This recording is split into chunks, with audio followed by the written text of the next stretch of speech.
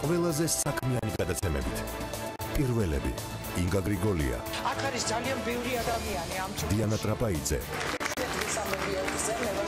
ნინო ჟიჟილაშვილი, ჩვენთან ერთად ახლა არიან უხუცესები, ლევან ჩხაიძე, ვეხედავთ ეხლა კადრში თუ რა ხდება.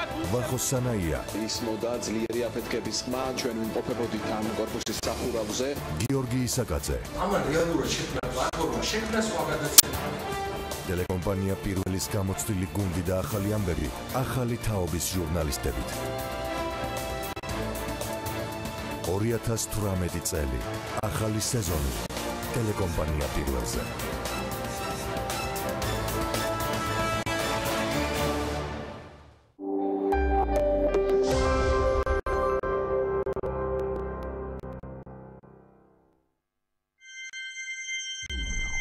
BMG წარმოგიდგენთ.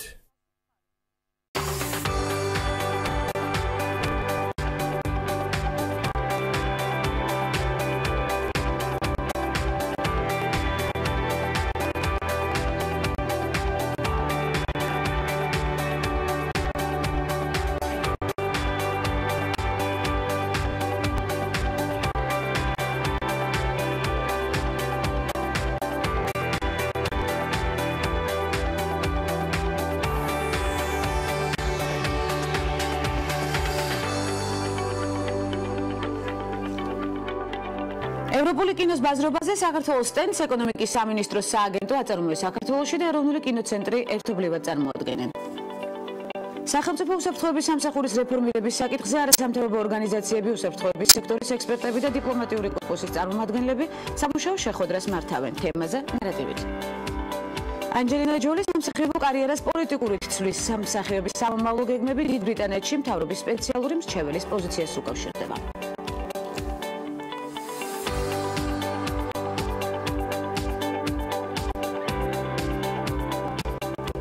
ქართველი მომღერალი ევროვიზია 2018-ის გერმანიის შიდა შესარჩევი კონკურსის ფინალშია და რეალური შესაძლებლობა აქვს, რომ საერთაშორისო სიმღერის კონკურსზე გერმანიის სახელი წარსდეს. 22 თებერვალს ნათია თედუა 5 სხვადასხვა კონკურსანტთან ერთად ბერლინში გამართულ ფინალურ კონცერტზე იმღერებს.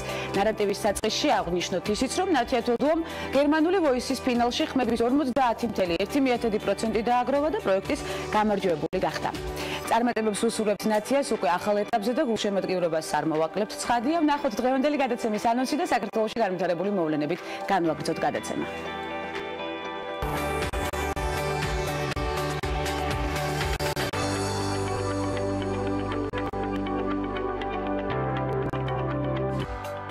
ნარატივი მორიგ აქტუალურ თემებს ეხება. როგორია გენდერული ბალანსი უმაღლეს სასწავლებლებში? ოქსფორდის უნივერსიტეტმა მამაკაცებთან შედარებით ქალებისთვის მეტი ადგილი გამოაცხადა. დეტალები ხუთშაბათის გადაცემაში. სტუმრების ბლოგში 15 თებერვალს რუსუდან ჭონია, რეჟისორი და ლელი ბრაგონრავოვა, ფოტოგრაფი ამბის თხრობით. ეს ქალების ნარატივია. გვანცალ ახიძესთან ერთად.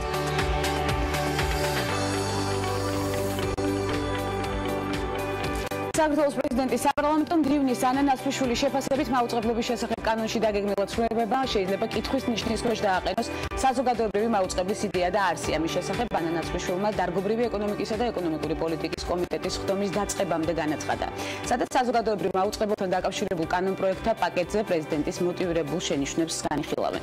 როგორც ანა ნაცვლიშვილმა აღნიშნა, მოტივირებული შენიშვნები შეეხება კანონპროექტების იმ ნაწილებს, რომელთა კანონად გადაქცევა შეიცავს სერიოზულ საფრთხეებს საზოგადოებრივი და სახელმწიფოებრივი მნიშვნელობის სიკეთების და ზიანების.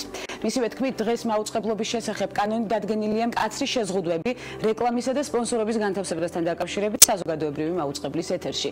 ეს ცვლილებები ნიშნავს იმას, რომ საზოგადოებრივი მაუწყებელი შევა კონკურენციაში სარეკლამო ბაზარზე წარმოდგენილ კერძო მაუწყებლებთან და არა მხოლოდ მაუწყებლებთან, ყველა კერძო მედია საშუალებასთან, ვინც წარმოდგენილია სარეკლამო ბაზარზე და იქიდან იღებს მისი არა მხოლოდ განვითარებისთვის, არამედ ხშირად არსებობის გაგრძელებისთვის სასიცოცხლოდ მნიშვნელოვან რესურსებს.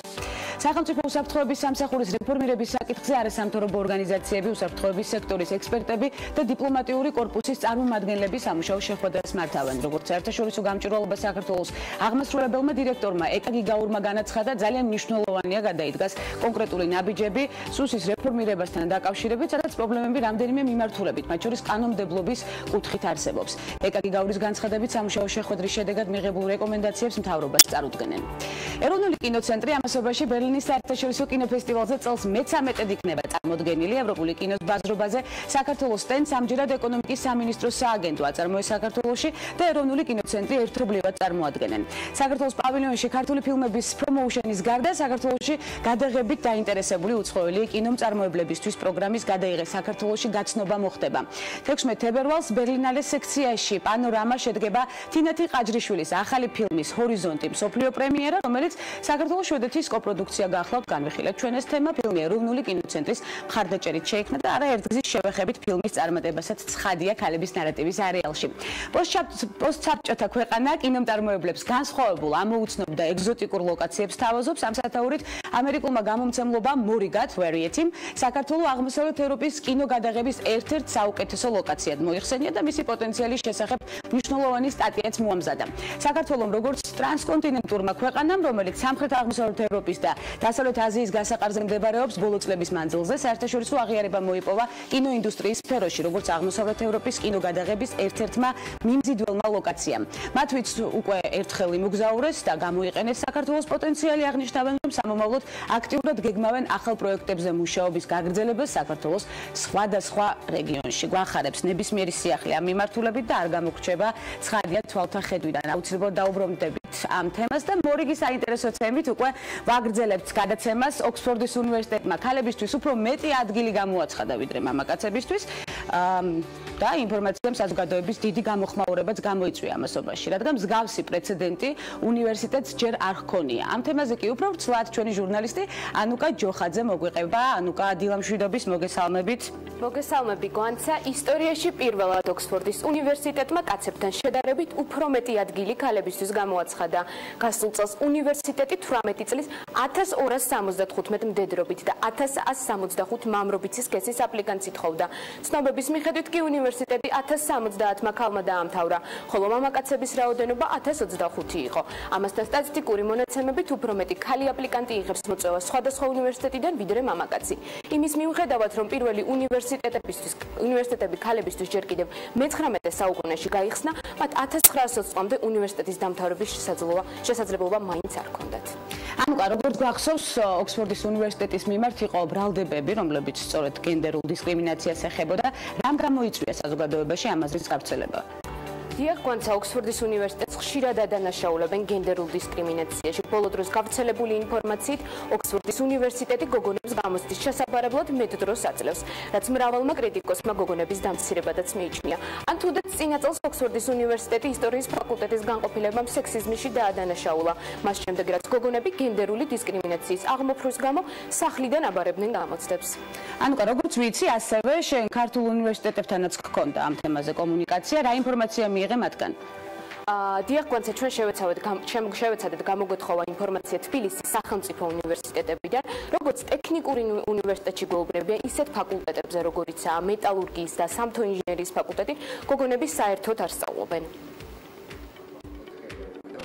იმის გათვალისწინებით, რომ ჩვენი უნივერსიტეტი ტექნიკური უნივერსიტეტია, ვაჟ სტუდენტთა რაოდენობა, რა თქმა უნდა, გაცილებით მეტია, განსაკუთრებით ისეთ ფაკულტეტებზე, როგორიც არის სამშენებლო ფაკულტეტი, სამთო გეოლოგიური ფაკულტეტი, მეტალურგიის ფაკულტეტი, თუმცა არსებობს ფაკულტეტები, სადაც გოგონათა რაოდენობა ჭარბობს, ასეთი გახლავთ მაგალითად მას კომუნიკაციის ფაკულტეტი, ქიმიის ფაკულტეტი, მაგრამ დანარჩენ ფაკულტეტებზე, ჩვენ სულ 12 ფაკულტეტი გვაქვს, გენდერული თანასწორობა მაქსიმალურად დაცულია, ცხადია ჩვენგან დამოუკიდებლად.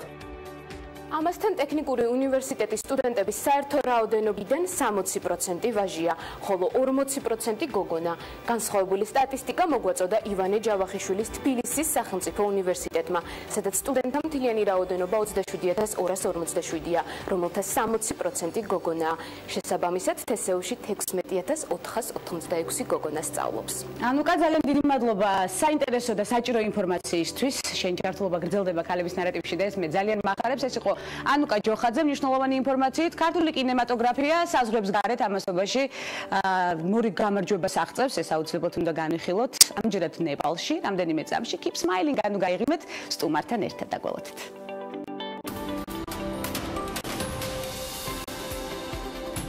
ამერიკაში 1918 წლის 12 მაისს ამერიკის შეერთებულ შტატებში დალასში დაიბადა.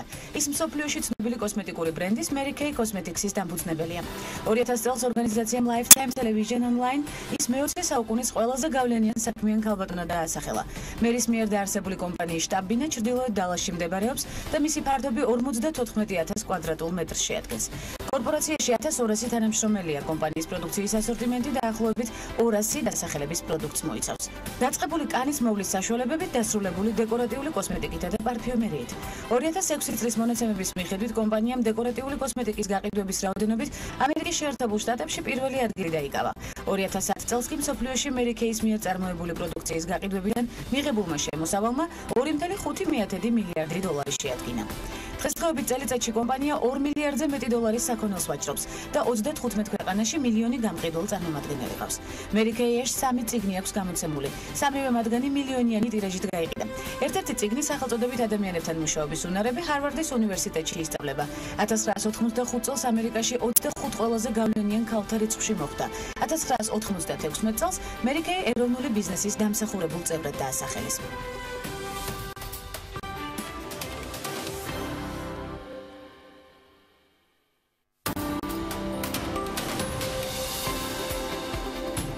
ელენ კულმანი ლაქისა და საღებავების მწარმოებელი კომპანია DuPont-ის ყოფილი ხელმძღვანელი და დირექტორთა საბჭოს თავმჯდომარე გახლავთ. კომპანია ასევე მცენარეთა დაცვის საშუალებებს აწარმოებს. ელენმა კომპანიისთვის არც თუ ისე სახარბიელო პერიოდში დაიწყო მუშაობა, მაგრამ მალევე შეძლო კრიზისიდან მისი გამოყვანა. ელენი ასევე General Motors-ის ყოფილი დირექტორია. Forbes-მა კულმანი 100 ყველაზე ძლიერი ქალის სიაში 31 ადგილზე დაასახელა. კულმანი კომპანია DuPont-ს 1988 წელს შეუერთდა მარკეტინგის მენეჯერის პოზიციაზე. ელენი არის 19 აღმასრულებელს შორის პირველი ქალი, ვინც 21 წლიანი ისტორიის მქონე კომპანიას უძღვებოდა. 2014 წელს ელენ კულმანს სამრეწველო ბიოტექნოლოგიაში ჯორჯ ვაშინგტონის გრავირებით ჯილდო გადაეცა.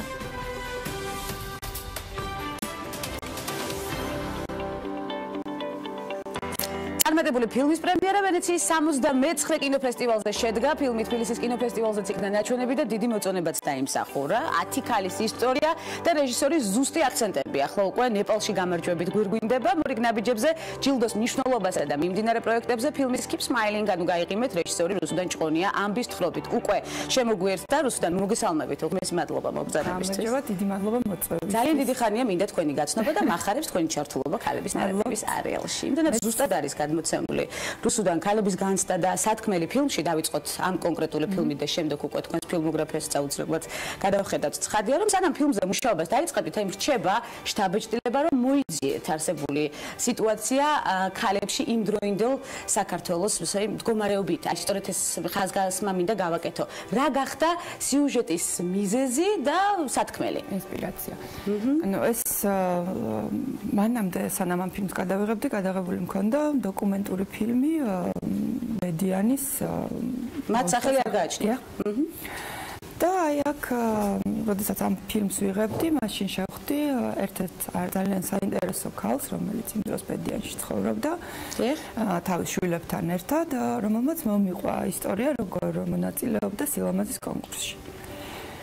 და ეს ისტორია როგორც მომიყვა ამ ადამიანმა იყო მისთვის საკმაოდ დამამცირებელი ისტორია, საკმაოდ უხერხული ისტორია, მაგრამ უკვე დიდი დრო იყო გასული და ყვებოდა ამაზე იუმორით და სიცილით და თან ესეთი რო ვერ ხვდები ზუსტად რა რეაქცია უნდა გქონდეს, უნდა გაიცინო თუ უნდა შეგზავნო. ოდნავ ღიმილს აპარებდი მოსმენის დროს ამბის. ხო და მივხვდი რომ ძალიან საინტერესო ისტორია იყო ეს, რასაც ყვებოდა და თან ძალიან ზუსტად დასახავდა ქალების მდგომარეობას და ბევრ რაღაცებს ლაპარაკი შეგეძლო თუ აი ამ ამბავს გადმოიტანდი და ფილმად გადააქცევდი და თან იმასაც მივხვდი რომ ტონი იყო ძალიან ზუსტი.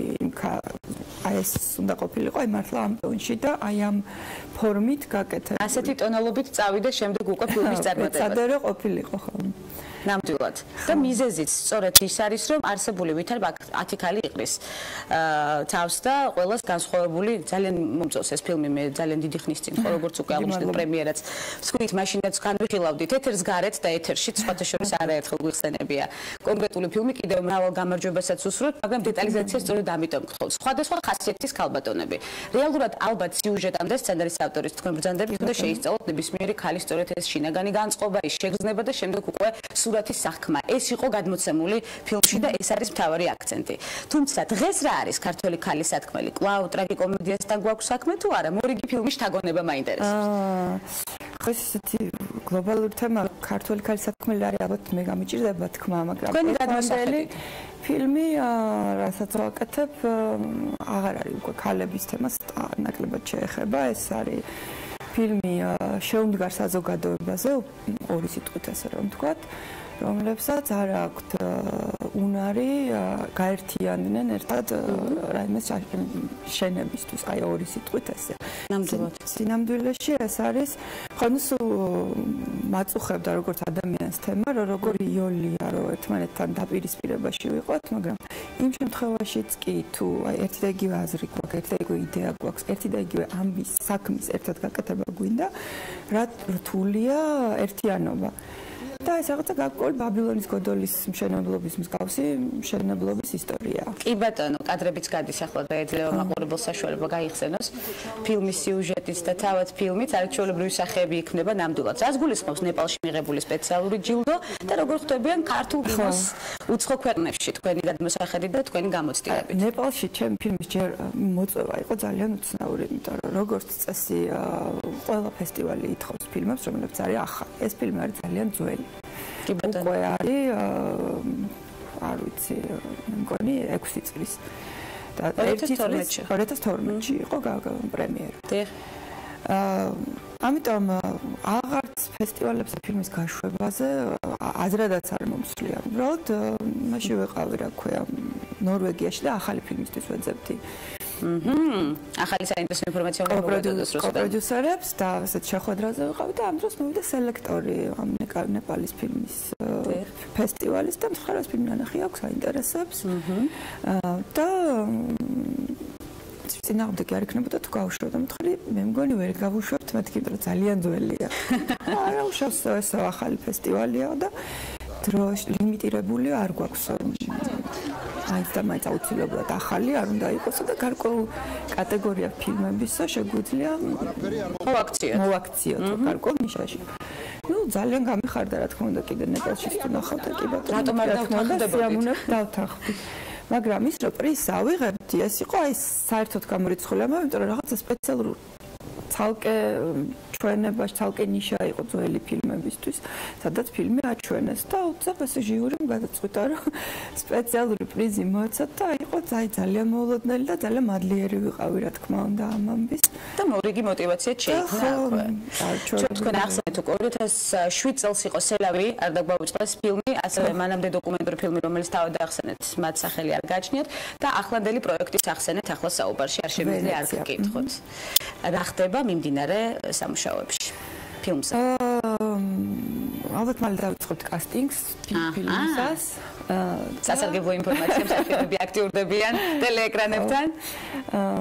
და ჯერ კიდევ თანხის შეგროვების პროცესში ვართ, მაგრამ სავარაუდოდ წლის ბოლოსთვის გადაღებები არ დაგაქმნილი.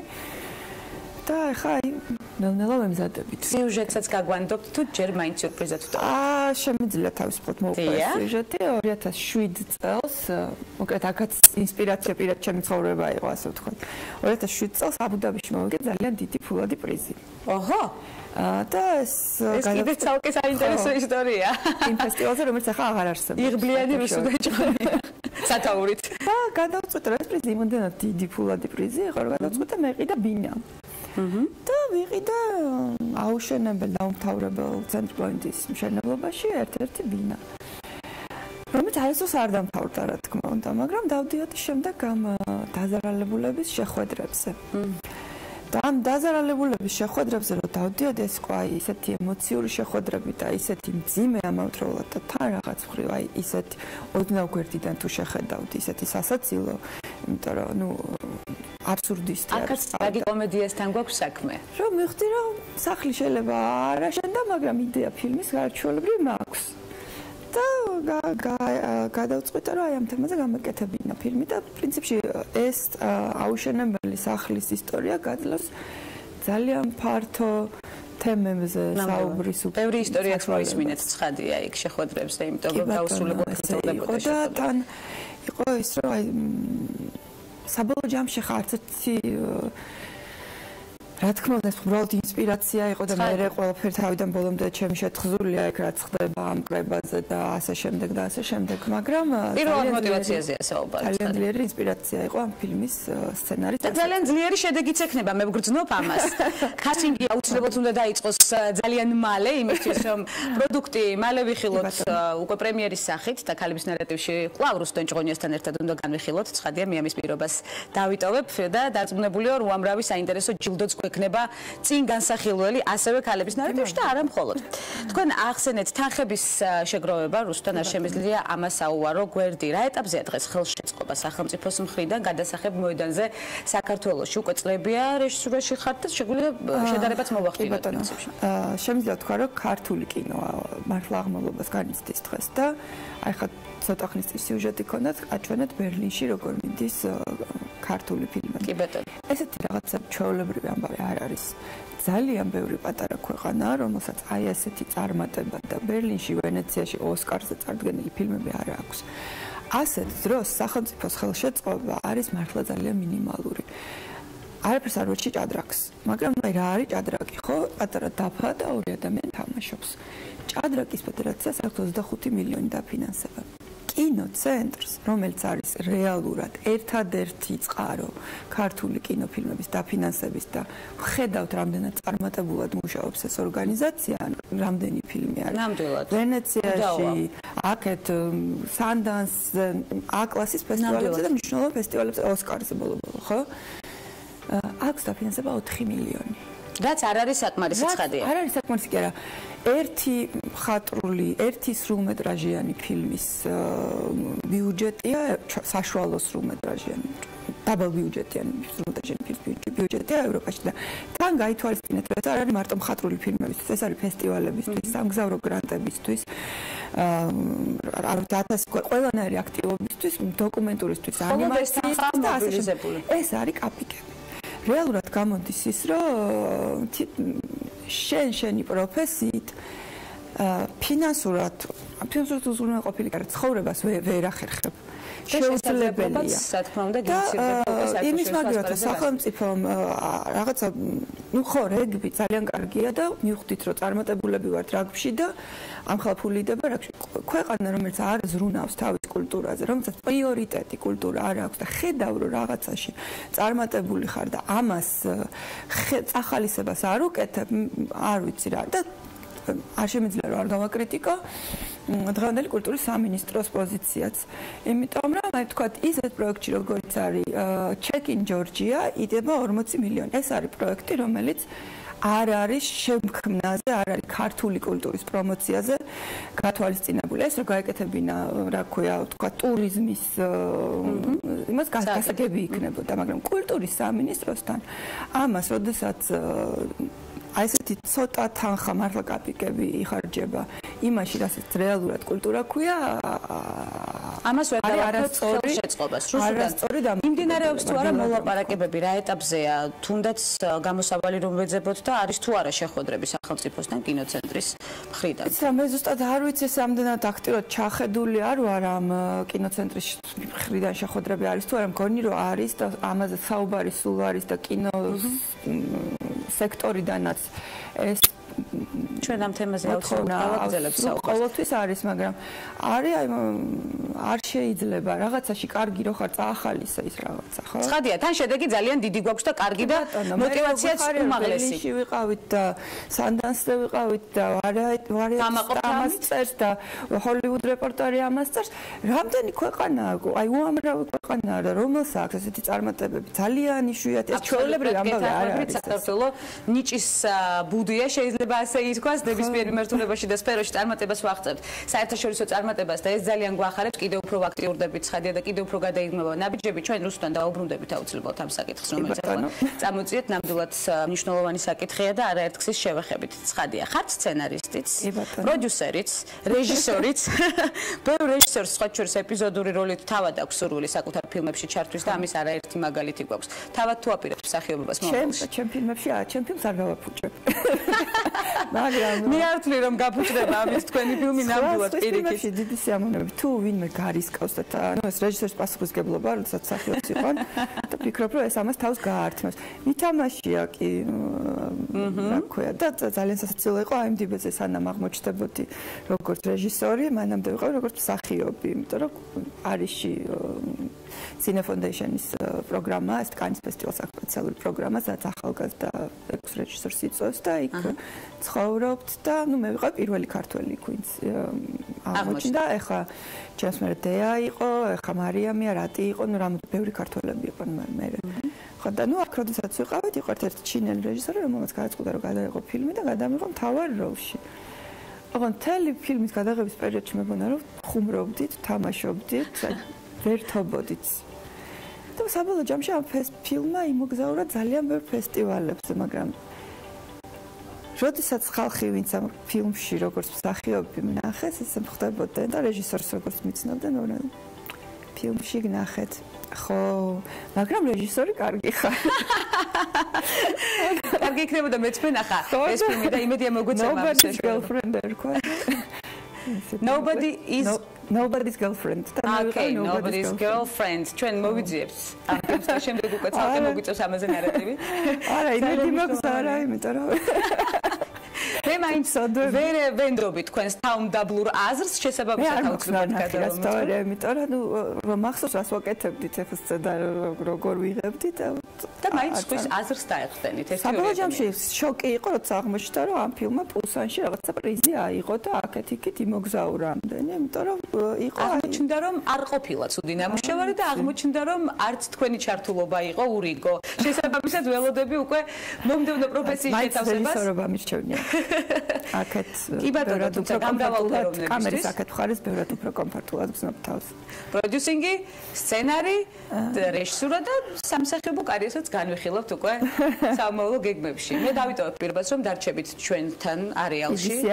ძალიან დიდ მადლობას გადაგიხდით. გულშემატკივრობ თქვენ გადაცემას და უამრავ საინტერესო ქალებს ნახულობ ხოლმე თქვენს გადაცემაში და მიხარია რომ ჩაღად და მეტი ქალი საქართველოში და არა მხოლოდ საზღვრებს გარეთაც ცხადია გლობალურად გაძლიერებული ქალი ეკონომიკაში, არტში, ბიზნესში, ნებისმიერ სფეროში, რა თქმა უნდა და მეტი ძალისხმევით წარმატებების მიღწევა. უღრმესი მადლობა მობრძანებისთვის, ძალიან საინტერესო დიალოგისთვის, რომელიც გაგრძელდება პრემიერითაც, სხვათა შორის, რომელიც უკვე გავაგზავნეთ.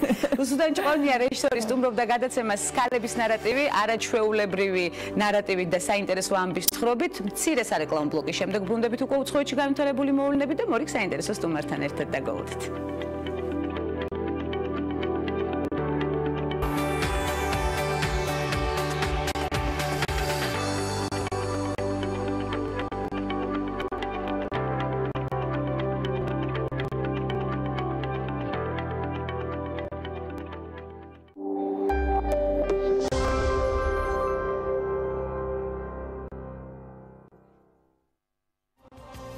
აქსისი გთავაზობთ გადახდის ყველაზე ხელსაყრელ პირობას 20-80. გადაიხადეთ 20% დღეს და 80% ფინიში და სარემონტო სამუშაოების დაწყებისას. ამ პირობით შეძლებთ მხოლოდ თქვენი მცირედი დანაზოგით შეიძინოთ ბინა აქსისში. შვიდად დაგეგმოთ თქვენი უძრავი ქონების გაყიდვა ახლის დასრულებამდე და გაიუმჯობესოთ საცხოვრებელი პირობები. მიმდინარე პროექტები იხილეთ ვებგვერდზე axis.lg. Android-ის უახლესი სისტემა. 13 მეგაპიქსელიანი კამერა, თითის სენსორული ანაბეჭდი. შეიძინე Nokia 5 ონლაინ მაღაზიაში გოლეთიანი წერტილი-G, მხოლოდ 555 ლარად.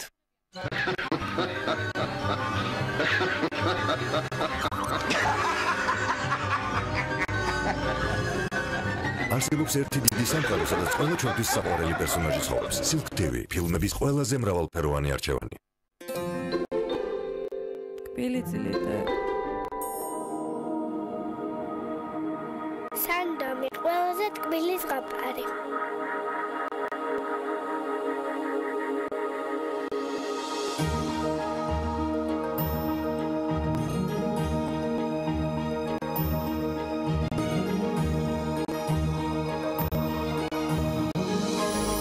ზღაპრულად გემრიელი სანდომის ვაფლი. აქცია პრიკორამაში იატაკის კერამიკული ფილა 12 და 90, შპალერი 4 და 90, პრიკორამა გარანტირებულად დაბალი ფასები.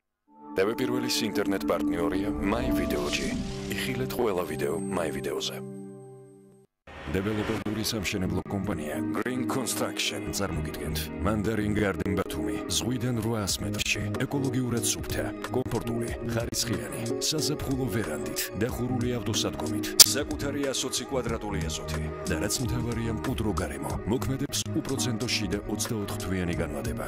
დამატებითი ინფორმაციისთვის დაგვიკავშირდით 558-99-08. მისამართი ბათუმი გამსახურდიას 28-30. ზოგიერთი ადმინისტრაციული სამართალდარღვევისათვის შესაძლებელია თქვენ დაგაპატიმრონ 15 დღით.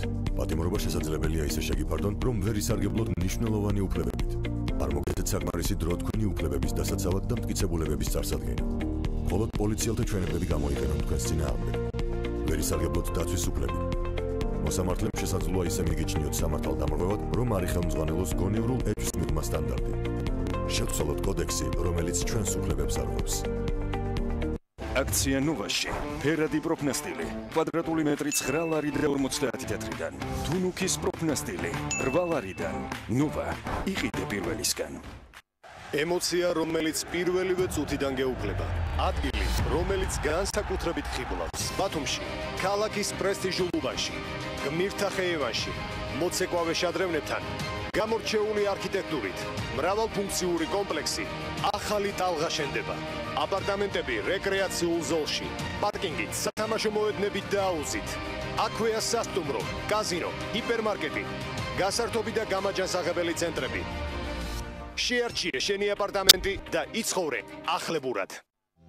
ჩვენი მისიაა ვიზრუნოთ პაციენტების ჯანმრთელობაზე. მივაწოდოთ მათ მაღალი ხარისხის სამედიცინო მომსახურება პროფესიონალთა გუნდის დახმარებით. კვალიფიციური მედპერსონალი, უახლესი სამედიცინო აპარატურა. აირჩიეთ მხოლოდ საუკეთესო თქვენი ჯანმრთელობისთვის. უთარ ჩხეიძის 14, ტელეფონი 280415. ჰოსპიტალი სერტიფიცირებულია ISO 9001-2015 სტანდარტით. ელიზაბეთ ბლეკველის ჰოსპიტალი. ყველაფერი თავისუფალი მომავლის იდეით დაიწყო.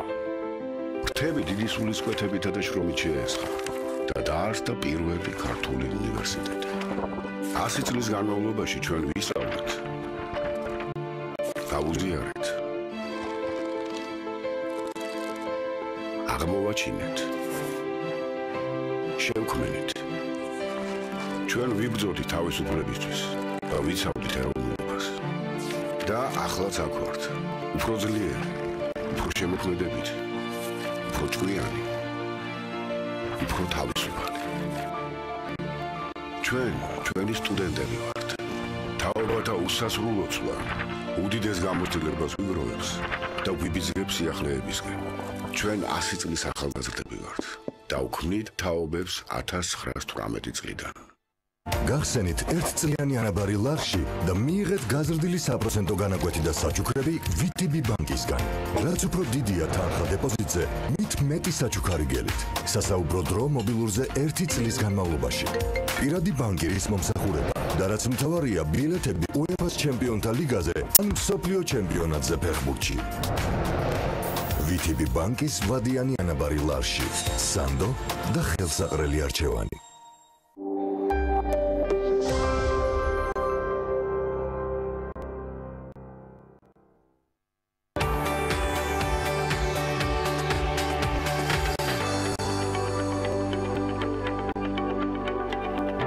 რეკლამის შემდეგ უკვე უცხოეთში განვითარებული მოვლენებით ბრუნდებით და გადაცემის საწყისში უკვე აღნიშნეთ, რომ ანჯელინა ჯოლი კინოეკრანებიდან პოლიტიკაში გადაინაცვლებს, მსახიობი გეგმავს დიდ ბრიტანეთში მთავრობის სპეციალური მრჩეველი გახდეს. გასულ თვეში ჯოლი დაესწრო მსოფლიო ეკონომიკურ ფორუმს, სადაც სექსიზმსა და ქალების დისკრიმინაციაზე ისაუბრა. ჯოლი სამსახიობო კარიერის გარდა ნატოს კეთილინების ელჩია, ვიცით ესეც, ასევე ჩართულია სოციალურ აქტივობებში და ხშირად მიმართავს ქველმოქმედებასაც.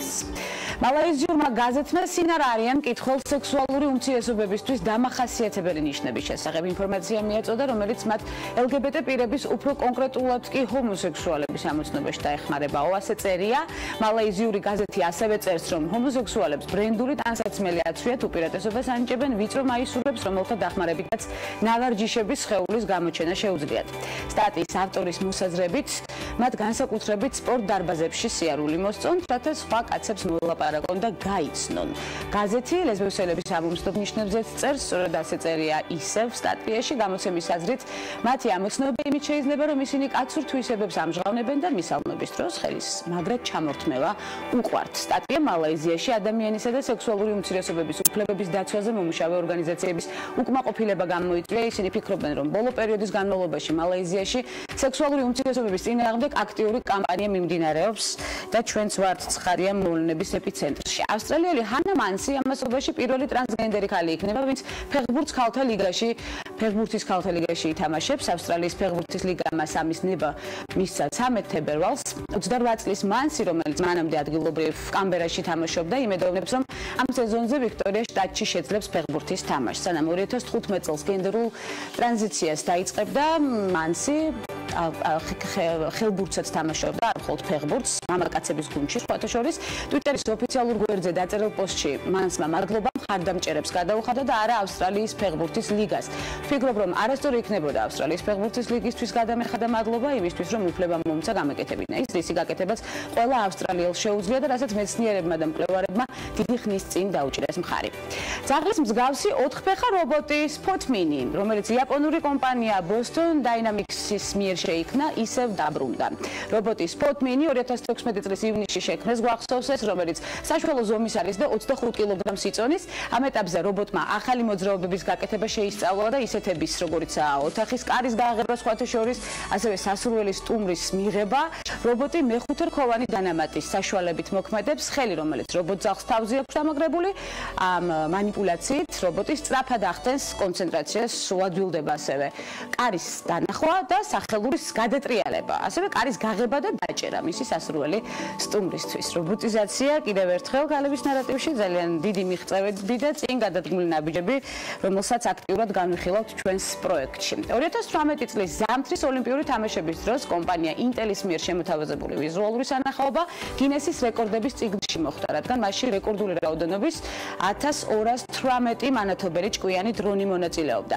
ამ სანახაობით კომპანიამ ჩინურ E-Hanks აჯობა, რომლის რეკორდიც ვიზუალურ შოუში 1180 დრონის გამოყენება გახდათ. სააგენტო Wired-ის ინფორმაციით, ქარისა და სხვა სინოპტიკური ფაქტორების გამო Intel-ის დრონების შოუ წინასწარ იყო ჩაწერილი და გახსნის ცერემონიალზე მხოლოდ მისი ტრანსლირება ხდებოდა. შეგახსენებთ აქვე ზამთრის ოლიმპიური თამაშები პიონგჩანგში 9 თებერვალს დაიწყო და 16 დღეს გაგრძელდება. საერთოდ ჯამში ოლიმპიადაზე მედლების 102 ნაკრები უნდა გათამაშდეს. ღონისძიებაში 2952 სპორტსმენი იღებს მონაწილეობას. ასეთი იყო უცხოეთში განვითარებული მოვლენები, მორიგი საინტერესო პროფესია სტუმრების ბლოგში და პროფესიის ოსტატურად ფლობის თავისებურება რამდენიმე წამში დაგველოდეთ.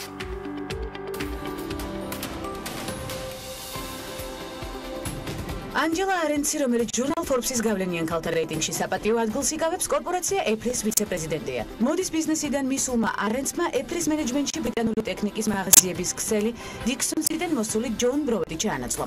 აღსანიშნავია, რომ არენცი Apple-ის მენეჯმენტში პირველი ქალია, რადგან ტიმ კუკის გუნდში ყოველთვის მხოლოდ კაცები იყვნენ. ანჯელა Apple-ის საცალო ვაჭრობისა და ონლაინ გაყიდვების დეპარტამენტს ხელმძღვანელობს. ის უშუალოდ ტიმ კუკს დაეკვირდებარა. კორპორაციაში სამუშაოდ ანჯელა არენცი 2014 წლის გაზაფხულზე გადავიდა. მანამდე ეს გავლენიანი ქალბატონი ბრიტანული კომპანია ბარბერის გენერალური დირექტორი გახდათ.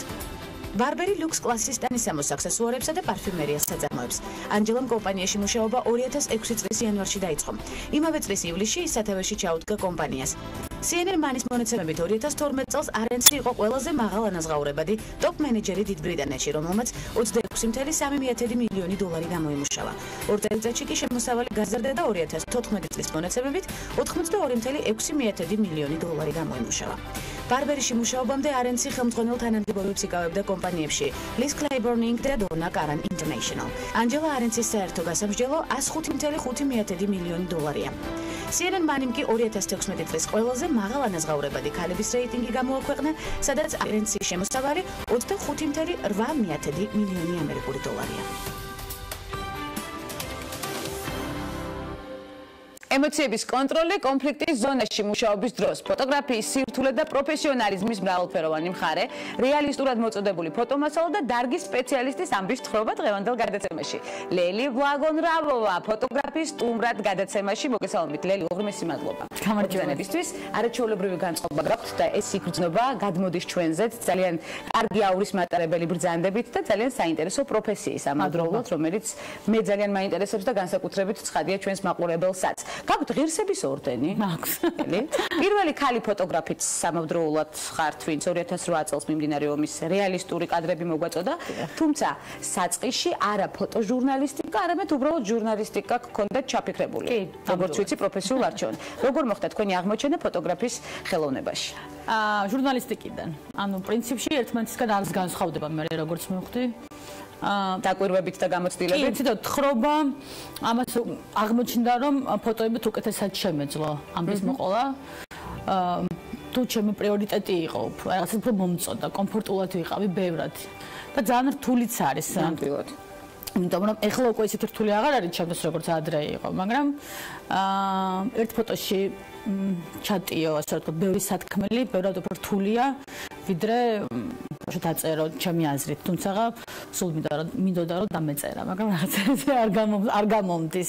სამომავლოდ შეგვიძლია ეს მიმართულებაც განვიხილოთ. მე მგონი კი, უნდა აუცილებლად.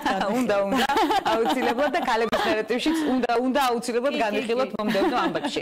იმდენად სწრაფად განვითარდა თქვენი პროფესიონალიზმი, ლელი, რომ პატარა ასაკში საერთაშორისო გამოცდილებაც მიიღეთ კოსმოპოლიტანს გულისხმობ, კოსმოპოლიტანში ადგილობრივ რედაქციაზე იმუშავეთ, როგორც ვიცი. როგორია გამოცდილება სოფლიოში აღიარებულ ჟურნალზე მუშაობისა და შემდეგ რა შესაძლებლობები იხსნება? მოიმატა თუ არა შემოთავაზებებმა ამის ფონზე, როდესაც უკვე საერთაშორისო მასშტაბებზე გადახვედით? ძალიან საინტერესო გამოცდილება იყო ჩემთვის, იმიტომ რომ ნამდვილად ძალიან დიდი კომფორტია იმუშაო ხარისხიან გამომცემლობაზე. ხარისხს გულისხმობ არა მარტო ვიზუალურად, არამედ ტექსტურად, თემატურად, გუნდურად, თანამშრომლურად და რაიც ძალიან ბევრი ამბები. მიმართულება ბევრია, ხო? კი და ეს საინტერესო კომუნიკაცია იყო, იმიტომ რომ იყო რაღაც თემები, რომელსაც ვათანხმობდით შეერთებულ შტატებში, მე იქიდან და სულ რაღაცა გინდა რომ შენი ქართული და ისინი როგორ ამას როგორ გიბალანსებენ და როგორ გეუბნებიან, რომ შენ უნდა ანუ ჟურნალმა უნდა გაზარდოს მკითხველი და არა მოერგო და ძალიან ბევრი ისეთი საინტერესო მივიღე, რაც მაგალითად ასე ვერ ისწავლე თუ არ მოხვდი აი ამ საოცარ გარემოში და სამყაროში. აი სწორედ ეს ახსენეთ თქვენ, მიუხედავად იმისა, რომ ფოტოჟურნალისტიკაში ფორმალური განათლების არ მქონე ფოტოგრაფები ხვდებიან ხშირად და წარმატებასაც აღწევენ. აუცილებელია თუ არა სპეციალური განათლების განათლება, ну აუცილებლად მე ვფიქრობ ეს მიმართულება კიდე ცალკე გასარჩევია და წყალგადაცემა სჭირდება. გარდა ნიჭიერი ხედვისა. კი, განათლება აუცილებელია. იცით როგორ არის, მე როცა დავიწყე ფოტოგრაფია, ესე არ იყო, როგორც დღეს შეგიძლიათ ყველგან ისწავლოთ, სადაც მოგესურვებათ. შესაძლებლობების თვალსაზრისით. კი, რა თქმა უნდა, მოგზაურობითაც უფრო მეტი საშუალება რომ მოგზაურო, თავშოთ უცხოეთში რო წახვიდე, იმიტომ რომ იქ სხვა გარემო სხვანაირად ხედავ და შენი თვალისთვის რაღაც ვარჯიში უნდა იყოს. ამის გარდა მე რაც ვისწავლე თავიდან ჩემი გამოცდილებით, ჩემი პრაქტიკით, დაუშვათ უფრო სწრაფად შემეძლო რაღაცებს გაკეთება, ანუ უფრო ბევრი რაღაცა შემეძლო ალბათ გამეკეთებინა ის რომ რაღაცები მესწავლა. მაგრამ მაშინ ესე არ იყო. მაშინ იყო რომ მარტო ერთმანეთის გამოცდილებით ვსწავლობდით. და მარტო ერთმანეთთან კომუნიკაციის. მაგრამ ესე ძალიან მნიშვნელოვანი იყო, რომ ეს ხალხის ფოტოგრაფები, რომლებიც ასე თქვა მასწავლებდნენ, არ იყო ერთი კონკრეტული ფოტოგრაფი, იყო რაღაც გუნდი ფოტოგრაფების, იმიტომ რომ ეს ესეთი პროფესია თუ ერთმანეთს ხარი არ დაუჭირეთ და თუ ძალიან არ დავეხმარეთ და ძალიან შესაძლებლობით თუ არ გავზარდეთ ერთმანეთს, ძალიან სტრესული სამუშაოა. ნამდვილად სტრესულია, ჩვენ ამასაც განვიხილავთ. ეს მეგობრული და აი ეს მიდი გააკეთე და შენ ამას შეძლებ და აუ რა მაგარია, აი ეს გაძლევს იმის საშუალებას, რომ მოდი ხო უფრო მაგარს გადავიღებ. გუნდს არსებითი მნიშვნელობა აქვს. ნებისმიერ დროს. რამდენად ბევრი ინტერესდება დღეს საქართველოში ფოტოჟურნალისტიკით, თქვენ პედაგოგიც ხართ, ჭიპაში ასწავლეთ უკვე 12 წელია, საკმაოდ დიდი გამოცდილება გაქვთ ლექტორის და ქალთა რაოდენობა როგორია სწორედ ფოტოჟურნალისტიკაში ჩართულობის კუთხით? ფოტოჟურნალისტიკაში ამ სფეროში ქალთა ჩართულობა არის შეიძლება ვთქვათ 50-50. თუმცა რა თქმა უნდა ესე არ იყო პრესტიჟული, ძალიან პრესტიჟულია იმუშავა ამ მიმართულებით. მე კარგი ის არის რომ მეტი დამოუკიდებლობა და თავისუფლება ხრობაში, ვიდრე იყო დაუშვათ უფრო მანამდე გინდა 20 წლის წინ და 30 წლის წინ. ეხლა უფრო პირიქით, რაც უფრო განსხვავებული ხარ, რაც უფრო შენია, მით უფრო წარმატებული ხარ. ანუ ეს არ არის რომ რაღაც სტანდარტს ერგები და მე ამ სტანდარტზე აგებ შენს თხრობის მანერას, ან თემას, ან ასე შემდეგ. ეს არის აბსოლუტური თავისუფლება, რომელიც ძალიან მნიშვნელოვანია მაგ თვალსაზრისით რა. და ქალები არიან ძალიან მაგრები, ძირითადად ქალების თემით არიან დაინტერესებულები ხოლმე. სტუდენტებიც რა თქმა უნდა ძალიან ბევრია. ქალი, თუმცა მინდა გითხრათ რომ ბიჭებიც არიან, მაგრამ ბიჭები უფრო ტექნიკური ტიპები არიან, ესე რომ ვთქვათ, უფრო აი კამერა აინტერესებს და გოგონებს უფრო თხრობა აინტერესებს და ძალიან სიამოვნებთ უფრო მეტია იყოს კამერის აქით, როგორც წინა გამოსვლამობდა, ვიდრე პირდაპირ. კი ბატონო, სტრესულ ვითარებებში მუშაობას ლელი შეჩვეული ხართ და ამაზე არაერთგზის შეგვიძლია ემოციებზეც საუბარი და სწორედ იმ პროცესზეც ჩემთვის მაგალითად ძალიან რთულად წარმოსადგენია სწორედ იმ სტრესულ მდგომარეობაში იყო მობილიზებული და გააკეთო შენი საქმე პროფესიონალურად, რომლის მაგალითები დღეს უკვე გვაქვს სახეზღზე და შედეგი, რომლითაც სხვადასხვა სააგენტო თუ ტელევიზია შემდეგ უკვე იკვებება და საჭირო რა თქმა უნდა და მნიშვნელოვან მასალას იღებს. თუმცა ხართ ასევე პრეზიდენტის პირადი ფოტოგრაფი. როგორია იყო პრეზიდენტის პირადი ფოტოგრაფი ამპლუაში და საინტერესოა რა ტიპის სამუშაო გაქვთ ჩვენს მაყურებელს დაინტერესებს დარწმუნებული ვარ ეს მიმართულებით. სამუშაოა ძალიან საინტერესო და ძალიან გამომადგა ჩემი ჟურნალისტური გამოცდილება, იმიტომ რომ რაღაცნაირად ეს ერთმანეთთან ძალიან გადაბმულად დაკავშირებულია, იმიტომ რომ ამბავში შენ თვითონაც ხარ ჩართული, იმიტომ რომ გაინტერესებს როგორ განვითარდება ემოციები, მდგომარეობა, ადგილები. ეს არის ისეთი ადგილები და ესეთი ამბები, სადაც ესე ვერ მოხვდები ალბათ. და თელი ჩემი ცხოვრება ესე მაგატარებული, რომ სულ ისეთ ადგილას ვარ, სადაც ყველა ვერ მოხვდება და რაღაცნაირად საიდუმლო მასალებიც აქვს მას სავარაუდოდ. თუმცა თით როგორ არის ძალიან პირადია ესე ემუშავა, თუმცა ქვიათა პირადი ფოტოგრაფები, რომ ეს არის ესეთი ნიუანსი, როდესაც უნდა იყოს ცოტა შეუმჩნეველიც, არ უნდა იყოს ხმაურიანი, უნდა დაელოდო და მე პირადად სულ ვცდილობ რომ მიუხედავად იმისა რომ შეხვედრები დავუშვათ ესე ვიზუალურად დავუშვათ გავს ერთმანეთს, მაინც მაქსიმალურად ვცდილობ იყოს განსხვავებული. იმიტომ რომ ფოტოგრაფია იძლევა ამ საშუალებას, რომ ერთ-ერთი ფოტო შემიშნია ახლა პრეზიდენტის ფოტო ძალიან კარგად გადაღებული და სულ სხვა ამპლუაში. გიორგი ბარგულაშვილი, კი ბატონო, შავ-თეთრი ფოტო იყო, ძალიან ბევრი საინტერესო ფოტო გადიოდა ცხადია კადრებში ჩვენი გადაცემის დროს, თუმცა კიდევ უფრო მრავალი შეგვიძლია მოვიძიოთ არა მხოლოდ ინტერნეტის საშუალებით, არამედ სხვადასხვა საშუალებებით. არის თუ არა ადრენალინი ცხელწერტილებზე მუშაობა თქვენთვის? და მოსანატრებელი ადრენალინი და შეგიძლია რომ თუ არა ვთქვათ გააგრძელოთ თქვენი პროფესია მაგალითად წყალქვეშა ფოტოგრაფიაზე ან მაგალითად თუნდაც სარეკლამო ფოტოგრაფიაზე არის თუ არა თქვენთვის მოსანატრებელი სფერო სწორედ ეს ადრენალინი? კი და ეს არის ის ექსტრემი, რასაც ვაკეთებ სულ. მიუხედავად იმისა, რომ თხილამურზე ვერ ვდგება, არ შემიძლია და ექსტრემალური სპორტი არ არის ჩემი მიმართულება, ექსტრემალური პროფესია მაქვს. მეტი ექსტრემი არ გჭირდება. აბსოლუტურად. თუმცა ყველაფერი მაინც ის გადაღლა და მე შემდგომ ერთ რუტინაში ან ერთ ფეროვნებაში რომ არ გადახვიდე, ამიტომ არის კარგი რომ გადახვიდე ან წყლის ფოტოგრაფიაზე, ან ფეშენზე, ან სამოგზაურო, აი კიდევ ერთი არის ძალიან ბევრი ტიპის, თუმცა მე მაქვს ესეთი განტვირთვის ფოტოგრაფიის მიმართულება, სადაც დღემდე ჩემთვის როცა ვარ ჩაფიქრებული არ მინდა რაღაც გადაგავაკეთო, ალბათ ფირის ფოტოაპარატით ან ძალიან ძველი მოდელებით ვიღებ, რაც მაძლევს საშუალებას რომ ვიყო ფორმაში, იმიტომ რომ არ ვენდო ბოლომდე ციფრულ აპარატურას და ასე რომ ვთქვათ, არ ვიყო მის იმედად, რომ მე რაღაცას გამოვასწორებ. ეხლა იღებ, ეხლა არის მომენტი და უნდა იყო ყოველთვის მზად. სადაც არ უნდა იყოს, ყოველთვის მაქვს კამერა თან, ნებისმიერ ვითარებაში.